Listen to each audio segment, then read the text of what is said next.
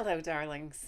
This is Annette of AnnetteLeonard.com, back again with Chronic Wellness.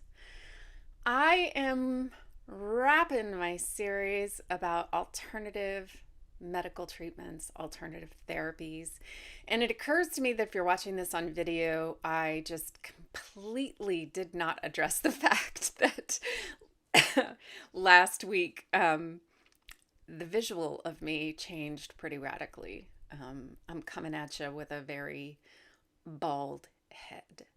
And while there have been many times during my chemotherapy treatment that I've had varying degrees of my hair not being very thick, this look is brought to you not by my chemotherapy, but by the fact that when my wife and I went to bleach my hair again, which I do periodically, something went awry and the treatment left me bald.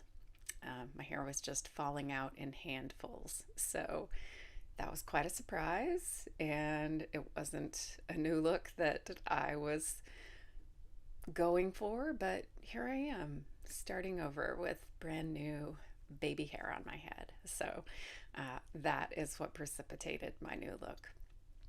So if you happen to type in alternative medicine on Wikipedia, which I did today, you'll get this comprehensive list that literally goes A to Z, and there must be dozens, if not at least 100 of different therapies listed there.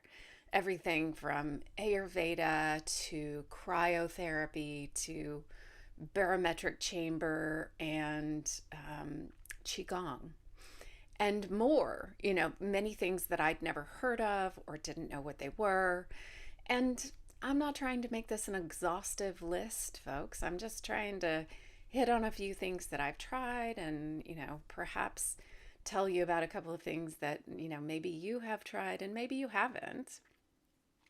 And for those of us with chronic pain and chronic illness, I think there's probably not a single one of us that haven't experienced oh, my sister tried Atkins diet and that solved everything for her. Oh, my best friend used stem cell treatments and that healed her.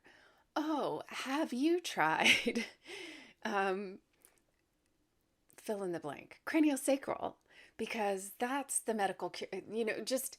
We are endlessly met with everyone's opinion, everyone's good idea about what will cure us, fix us, solve, heal. And I think that's born of many things. I think it's born of a genuine desire to help, of not knowing what else to say, of knowing something that has worked for someone. And I think it's born of a deep-seated discomfort and fear about our circumstances. Like, it is genuinely terrifying to be confronted with prolonged, ongoing, unsolvable pain and illness. And I think it strikes fear into everyone's heart, including those of us living with it. And so I think that in an effort to distance oneself from the discomfort of it, there's a tendency to rush in, to try to fix, to try to solve, to try to offer,